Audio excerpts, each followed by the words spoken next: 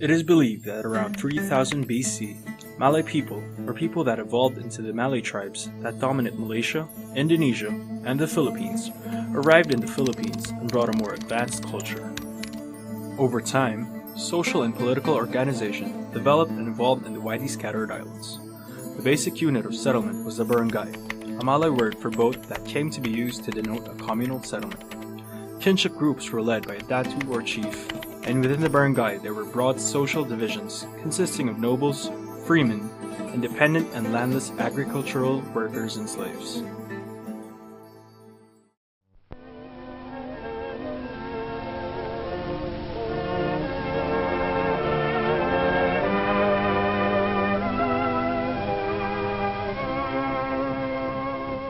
The Philippines then experienced a massive change known as the Spanish colonial period.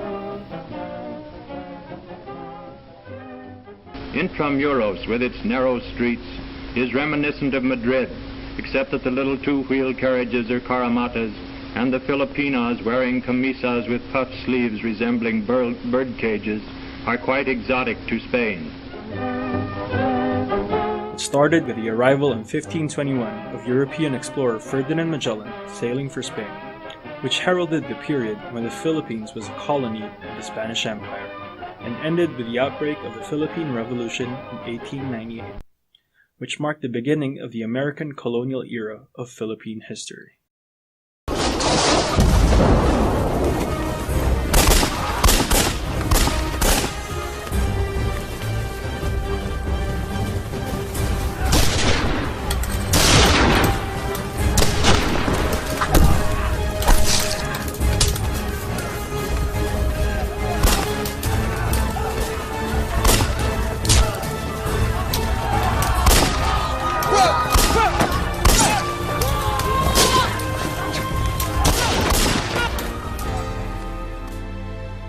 As of now, I cannot in conscience recognize the President as the Commander-in-Chief of the Armed Forces. They were part of an aborted coup d'etat and assassination plot against the President and the First Lady. The rebel leaders praying at impromptu morning masses.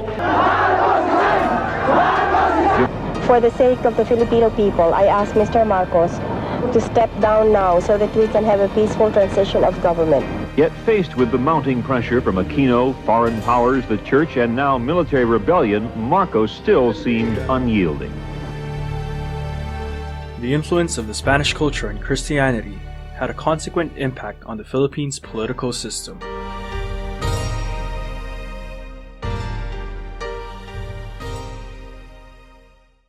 The Philippines is a republic with a presidential form of government, wherein power is equally divided among its three branches: executive, legislative, and judicial.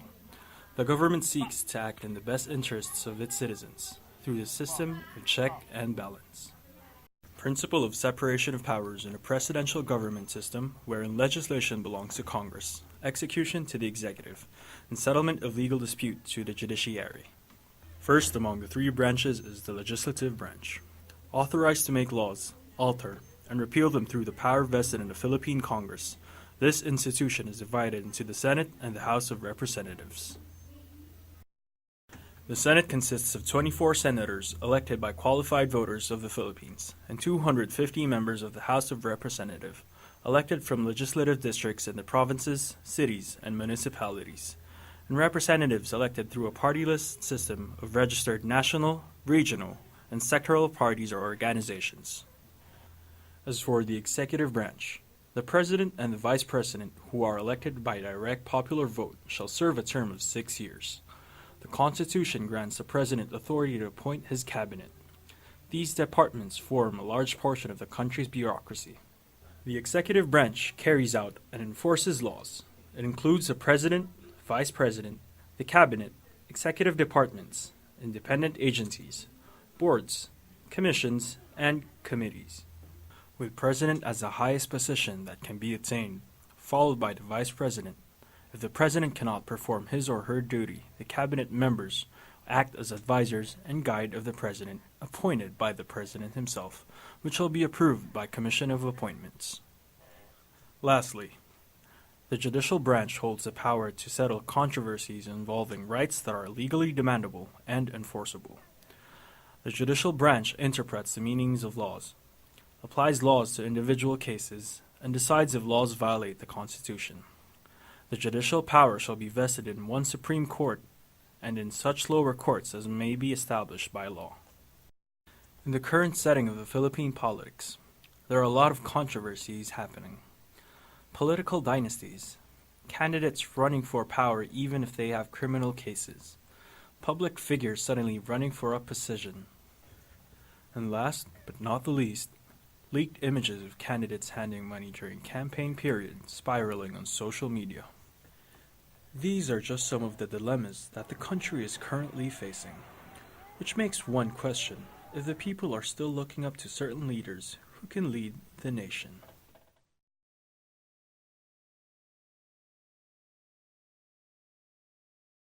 Hi, my name is Reem. I am Virgil Joseph J. Morales. My name is John Wraith. What is a good leader? A good leader is someone who understands who he's leading, someone who can use his heart and his brain equally, have this balance between emotions and logic. Leader is someone who must have a lot of information and knowledge about all the problems he might come past, or the problems that might happen in his work, country, even a group project, if ever. And he needs to be someone who's selfless. He needs to think about the people he's leading more than he's thinking about himself or what is the benefit behind what he's doing to himself now. It should be to all the people he's leading, his company, his country. Yeah, that's it. A good leader normally is expected to give good results, regardless of how he does it, but that's ideally. In our experience, so far this country has yet to experience a good leader. We are not comparing, I'm not even comparing this one with other countries, but so far, I think the leader who has touched most Filipinos are the sitting president, Duterte. A good leader, first of all, has to lead. They have to inspire. They have to be able to do the work of all the people under their umbrella.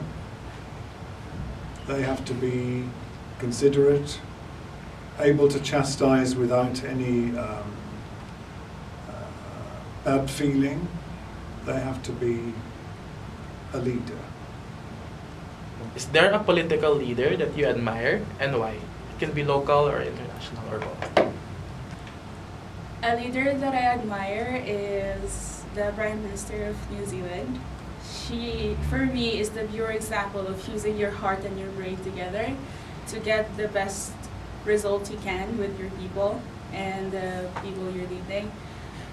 She basically, if what happened in her country, if it happened in any other country, people will be banning Muslims, banning the people. They will think that they just did this for empathy, and no one would really care what happens to the people who die, because they will say it's karma, they deserve it.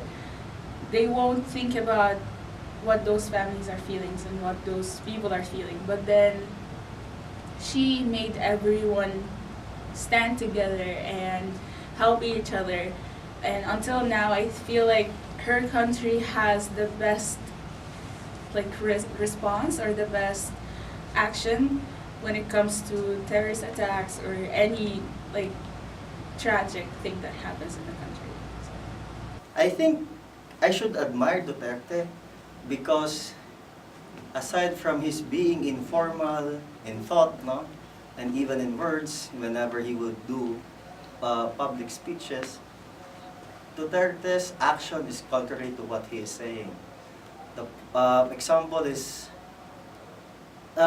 his campaign against drugs, you really can't do really can't do a thing about what is happening with drugs because it is a global concern. It is not only the concern of the Philippines, but even America's of problem solving is one. So imagine the most high-tech, the most advanced country having a problem with drugs. So what more can you expect from a third world country? I'm not demeaning the Philippines, but yeah, you see. Well, in the Philippines, I admire Miriam Santiago because I think she spoke the truth. And I think she stood for what was right in the Philippines against all opposition. And she survived to have a natural death, which was very lucky. Well, internationally, it would be a politician that's rather unusual. That would be the Dalai Lama, who of course is spiritual head of the Buddhists in Tibet, living in exile in India, but leading a political life as head of his brand of Buddhism. He's also lucky to survive. Given that you're from Egypt, what are your thoughts on your country's politics? It's horrible. It's beyond horrible. It's horrible to the point that right now I'm thinking if anyone sees this video, I might not be able to go back to my country anymore. That's how horrible it is. If someone hears what I want to say, I won't even get out of the airplane. That's it. They will take me right from the airplane. There is no democracy, there is no freedom of speech, there is no rights, not even, the usual thing you hear is there's no women's right, but then there is no rights for anyone. Old people, sick people, women, children, anyone. There is no future, there's nothing there. People are basically dying from starvation because the economy is gone. Not even just down, it's gone. I was voting yesterday in my country on change in a law there. A law that says that a president can stay for more than 2 terms. Our term there is 4 years. The president that we have right now has been staying for 8 years. And then he came up with a law that he wants to change it so a president can keep running until he finishes his, plans for the country. People went out and they voted, but the majority of the people who voted were like 50 plus. The young generation voted for a no. The old ones voted for a yes. We are the majority. The young generation is the majority. And then usually when we have voting there, it's live broadcasted. Everyone can hear it, everyone can see it, everyone can see the tally, so everything will be clear. They started it in one barangay kind of thing there, and then the majority came a 95 no and a 5%, and 95 no, 2% yes, and the rest is invalid votes. And when that happened, the police told the journalist people and all that on all the channels, everything, to not broadcast anything. Cut the broadcast right now, cut everything right now, and no one knows what the result is right now. They might say it's a yes after it, and no one would know if it's actually a yes or a no, because there is no clarity, no democracy, nothing. I think with the influence of social media, the political situation in the Philippines has become a public concern. In my old Facebook account, which I have to delete, because it is more stressful than it promotes good things. No, when I opened my account, I decided just to delete it because most of my friends, those people I grew up with, especially those who I grew up in formation in the seminary, they are anti-Duterte because of his public outrage when he does his speeches, and when he, especially that part where Duterte mouthed the Pope. Okay? They hated Duterte because of that. But I have a friend who, beside from Duterte having this very not formal behavior, he is happy because he experienced a change in doing business permits. He normally is with his mother whenever they would do business permits, but according to him, it has become easier to get business permits now compared to 3 years ago. Well, we're a very prosperous country, and sadly I think politics have become very mixed up with prosperity. It's good to be rich and it's bad to be poor, and I'm not sure that's a very good philosophy. I think with Brexit at the moment, there's a great clarity in the fact that most people voted to come out of Europe without really knowing why. So I think there's a jangle at the moment within British politics. Okay. Okay, next question. Given that you're residing here in the Philippines, what do you think of the current political climate here? It's scary, and seeing what happened in my country with people the same as the people in the government right now, it's not gonna be good. Because it's scary. It feels like I'm watching what happened in my country over and over. Because I've been here for so long. For over, actually like 10, 12 years. I've been coming here every summer. And then it's been 4 years I've been staying here the whole year. I've seen 2 different presidents. And before, it was okay. It was fine. Things weren't as grand as it is right now. Like, I feel the Philippines actually progressed a lot. It's way better now than it was before. And then, but now, knowing what Duterte is doing, his government is doing, the whole giving up to other countries around you and giving up parts of your country to other countries and dealing with crisis and economic change and all that, it's not gonna turn out good. People, when they were voting for Duterte, I think 3 or 4 years ago, they were saying that they want someone with a hand of steel to hold the country. That's exactly what people were saying back home. We want someone with a hand of steel to hold the country. And this hand of steel squeezed the country out of everything she had. All our resources is gone. And I'm scared that the Philippines, this is gonna happen to it as well. Because it's way too similar. And I believe that you can't do the same thing and expect a different outcome when it's exactly the same situation. Yeah. The Philippines is very interesting. When I came here 20 years ago, I was very much appalled by the those that have and those that don't have. However, it works. I think the politics here are very pliable, but it seems to work.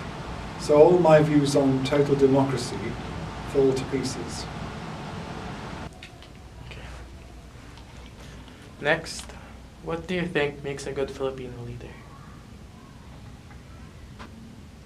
As someone who lives here,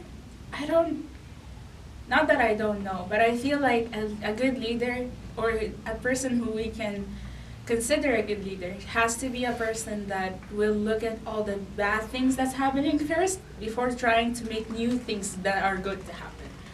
Like, they should think about poverty, they should think about the health situation here in the Philippines, the education here in the Philippines, how that everything is not available for everyone.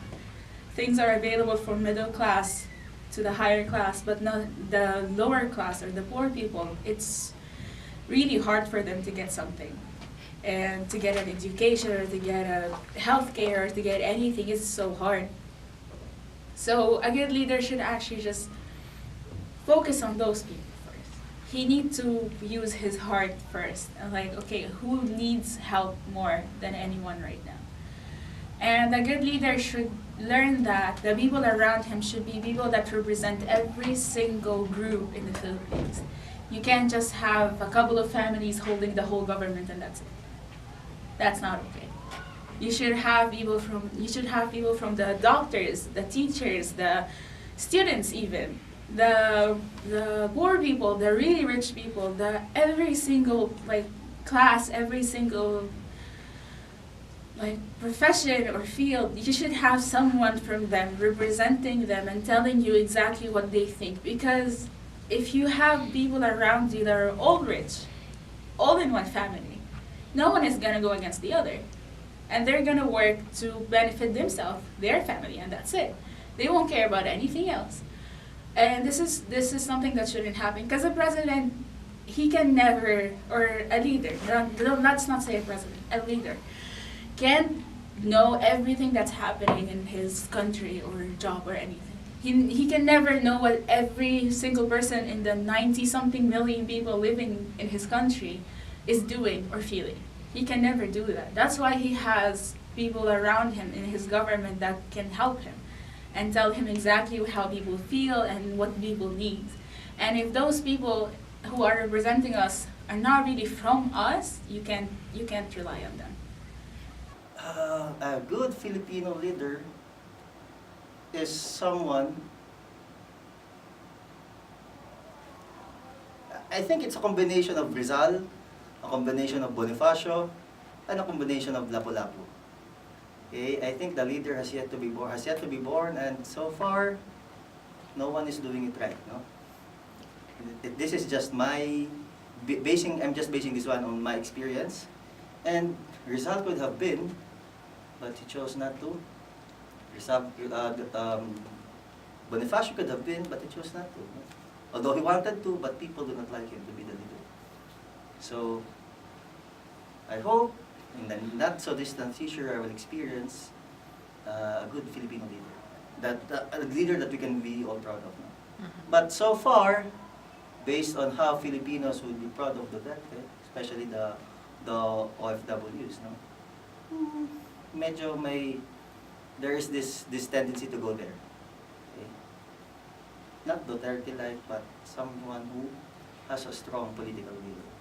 Our brave heart, an understanding of how the poor live, an understanding of what the rich will tolerate, and the merging together of the rich and the poor. Do you still believe in the Philippines? Yes, of course I do. Because the Philippines didn't reach that point of it, of the no coming back point. I feel there's a lot of countries, not really in Asia, but all the way there in Africa, in the Middle East, even the US right now, it's in a no turning back point. It's just all bad from there. You can't really fix it until everything is gone, and you have to build all over again.